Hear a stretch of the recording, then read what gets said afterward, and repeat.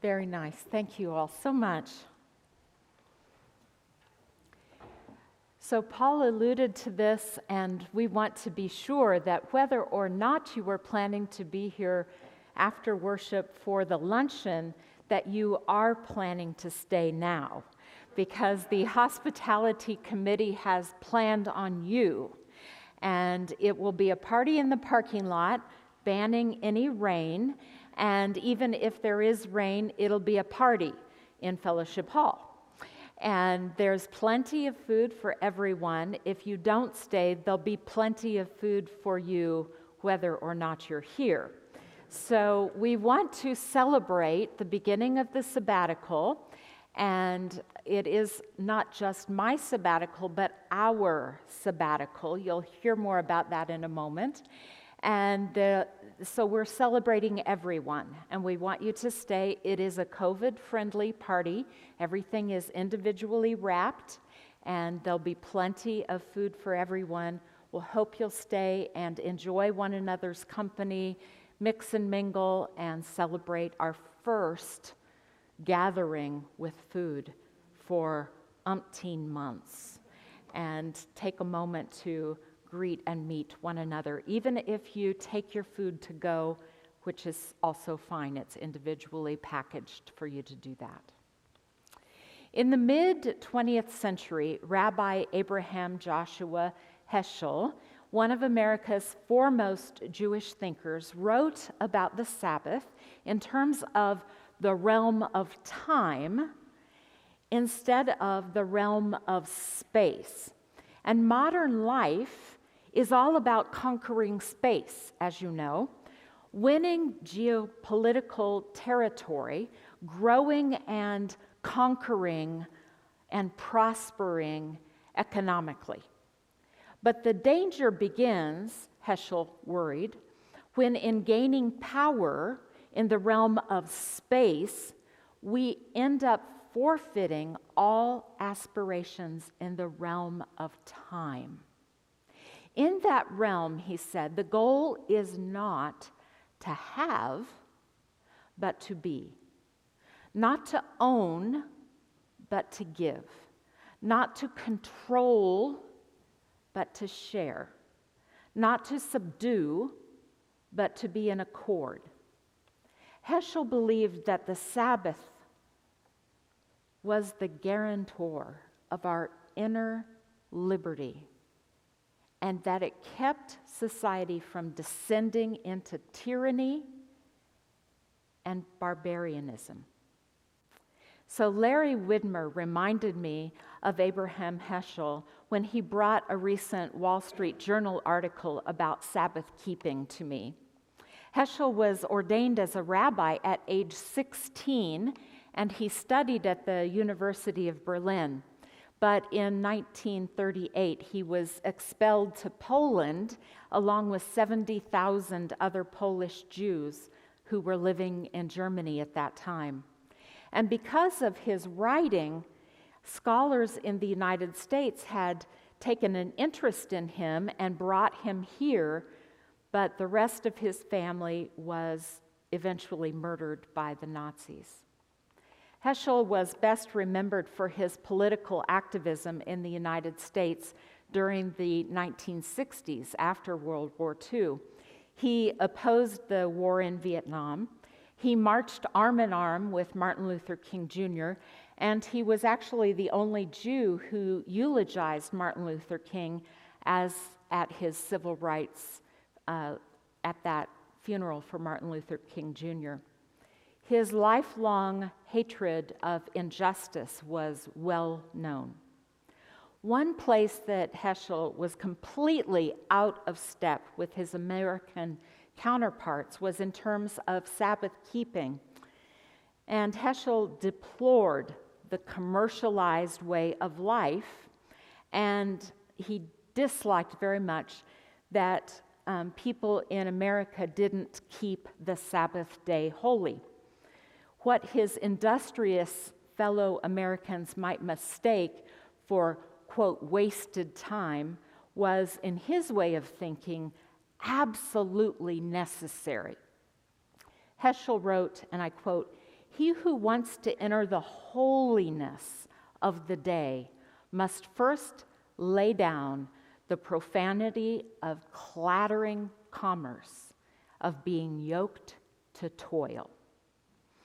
You may know that the three Abrahamic religions, Judaism, Christianity, and Islam, all appreciate the sacred nature of the Sabbath.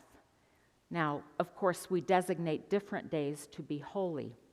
But the Western world has eaten up so much of the liberty of the Sabbath that we often choose to overschedule ourselves. And this has resulted in astronomical divorce rates, low rates of family formation, alienation and drug and alcohol abuse, an increase in stress-related illnesses, parents missing sleep and feeling guilty about missing their children's activities, people eating meals on the run and not eating healthy food, and on and on. So our traditional word for today follows what Rabbi Heschel said of the Sabbath, and it's the story of another Jewish teacher, namely Jesus. It's from Luke 4.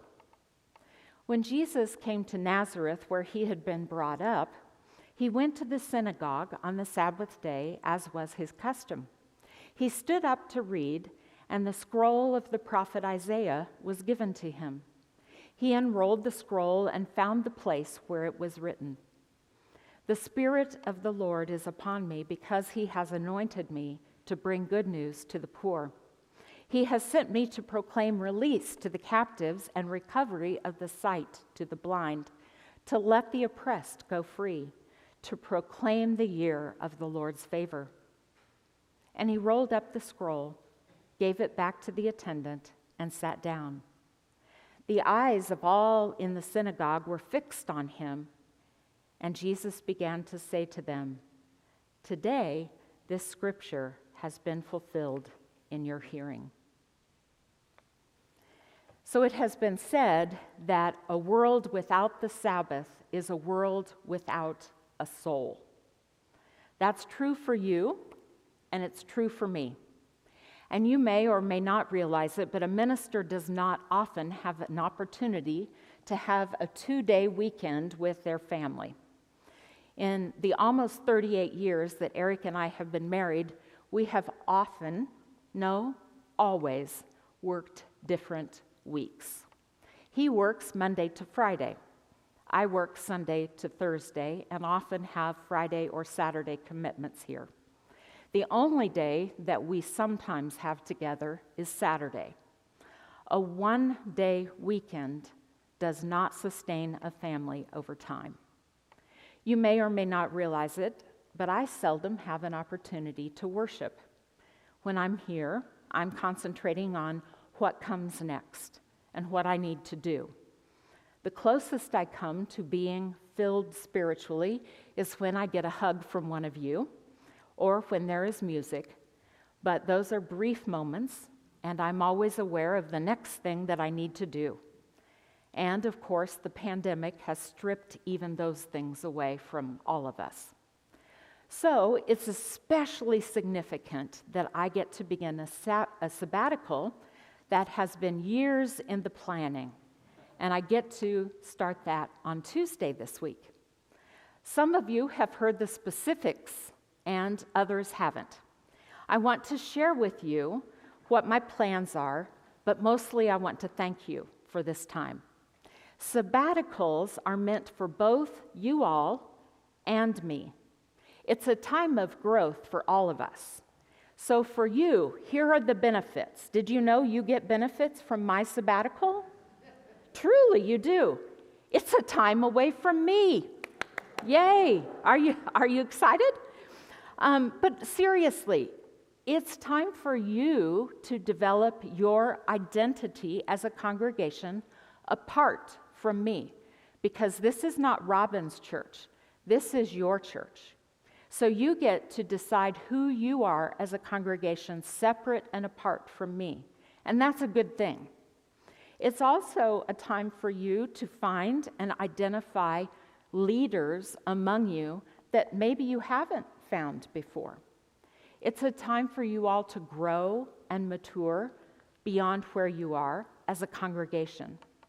It's also a time to allow Paul and the staff to grow beyond what they've been able to do with me as their leader and to fly on their own, which they're more than capable of doing. It's a time to become independent as a congregation. Also, hopefully, it's a time to miss me and to recommit to my leadership when I return. So those are some, but not all of the benefits for you as a congregation. For me, it's a time to worship with other congregations and renew my spirit. It's a time to gain some new ideas for worship. It's a time to study, read, think, and ponder something specific with the intent to write about those things. It's time to spend quality time with my husband and my family. It's time for me to renew my commitment to you. Part of this process is that when I come back, we have at least a 1-year commitment to one another. So those are some of the benefits for me. Now, what a sabbatical is not. It is not a vacation. And that's serious. So when I come back, if you all say, "How was your time off?" I might get upset because I have a lot to do. You just heard my list of things that I'm supposed to do. I also have a huge book bag of things I'm to read and write. It is also not time off for you, and it's not time off for me. It's very specific and it's very purposeful. So some of you know my plan for study and some of you don't, so I'm going to review that because I had a lot of questions out in the foyer this morning. Some of you have heard that I'm studying the Hebrew idea of debak. That's the Hebrew word that is translated cling to. You may have heard it in the text in Genesis, when a man shall leave his mother and be wed to his wife, he will cling to his wife. It's lesser known in the book of Ruth, when Ruth and her mother-in-law Naomi are both widowed. Ruth, who is a foreigner from Moab, agrees to go with her mother-in-law Naomi to Naomi's land, and she says, "Your God will be my God, your people will be my people. I will cling to you." And that same word, debak, is found in her promise to her mother-in-law. So the idea of debak is to cling to another person. My idea is to research that Hebrew concept of debak and what it meant in the ancient world. Then I want to theologically pursue the idea of debak and bring it into this time and place and consider what it might mean for us biblically, ethically, morally, to apply it to new kinds of relationships in our modern world. Perhaps relationships such as an older couple who want to be blessed in a church, but not necessarily legally married, because, say, they don't want to be married because they might lose retirement benefits if they were married. But they choose to be together because they want to be together for the rest of their lives, and they want the church to bless that relationship. So they promise to cling to one another, but they don't want a legal ceremony. So the church could honor that relationship and bless it because they're clinging to one another. Or what would be the moral and ethical responsibility of the church if a young couple who wanted to come to the church to be promised to one another, but they weren't yet engaged or old enough to be married, and they wanted to promise to cling to one another. And so the church would honor and have a ritual for that occasion. Here's one I don't know where I will come down on, but I'm considering it. What about a polyamorous group of people? If you don't know that word, this is more than two people who want to be in relationship with one another. This is a group of people who do have a sexual relationship with one another, and they want a family of more than two people in that relationship. If they want to come to a church, and yes, ministers are approached with this question, can 3 people or more, adults consenting, be together in a committed relationship, and will the church honor that? Again, this is not a legal option, but would the church offer a sacred ritual to bless that relationship? Again, if they promise to cling to one another, my God is your God, my people are your people, is that something that a church would want to bless and honor? I don't know. It's part of what I want to study and see if there's an ethical or biblical reason for that to happen. There are many such relationships. What about 2 women who are older, 2 men who are older, who don't have a sexual relationship, but they want to promise to take care of one another in their older age, and they want that relationship to be honored by the church, and they want to make those promises to take care of one another and to live together. So those are the kinds of things I'm studying and looking at theologically and biblically and looking at it through a historical lens. I intend to write about this. I don't know yet what that writing will look like, whether it's going to be an article in some theological journals or whether it will end up being more than that.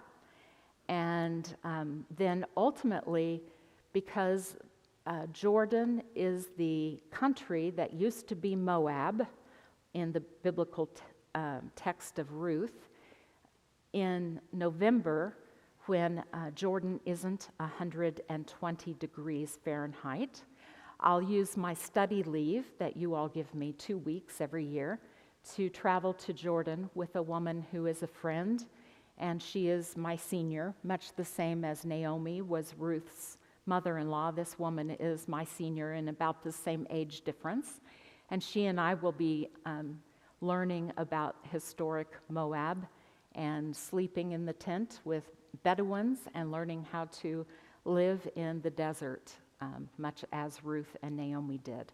And we'll be looking at ancient Moab so that I'll have that historical desert experience as Ruth and Naomi did, as much as I can, all these centuries later.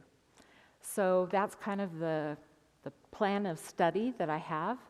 And I'd entertain any questions you all have about the sabbatical project. Anybody? Yeah? Who's preaching the next 3 months? Paul is preaching the next 3 months with an exception once a month. He will have a substitute. And Keith Williamson, who is the person who had the interim ministry before I came here 9 years ago, has graciously agreed to substitute. And Paul will be here, and Keith will preach those Sundays, and Paul will do the rest of the service when Keith is here. Except for the Christian Life, which worship and music will be providing people from the congregation to do that. And the children's message, the Christian Ed Committee is providing people from the congregation to do that. So you'll get to know other people in the congregation that way. Other questions? We have about 2 more minutes. You all think you know what I'm doing, and that most people have questions. Yeah? When you get back from sabbatical, how will you talk to us about what you've learned? Very similar to this. Will it be a length of time, like a sermon series? I'm not sure yet. He's asking, will it be a length of time? How will I share what I've learned and what I'm doing? And is it a sermon series? And my answer was, I'm not sure yet how I'll share it with you, but I will share it with you. And I don't know whether it would be a whole sermon series, probably not, but I would definitely share it with you. Yeah. Any other questions, comments? Oh, yes, John. In November, will you do FaceTime Live from the Bedouin tent? Oh, in November, will I do Facebook Live from a Bedouin tent? I would love to do that if the time difference, which I think is 9 hours, so it might be the middle of the night here, and I don't know if there'll be reception, but we'll figure it out. I certainly will be posting on the church's webpage. Yeah, good question. Anyone else? I got a buzz, which is probably my husband saying, stop. All right, so during this sabbatical, I'm looking forward to filling my soul spiritually, physically, metaphorically, and literally, because that's what Sabbath is all about. So again, thank you so very much for allowing me time to do that, because my soul has been hungry for some time. And it's difficult to feed other people when you're hungry. I hope to come back in August full and ready to share what I have learned. And I want to hear from you all what you have learned as a congregation and how you have grown. So I'll be anxious for this to be a back and forth as well.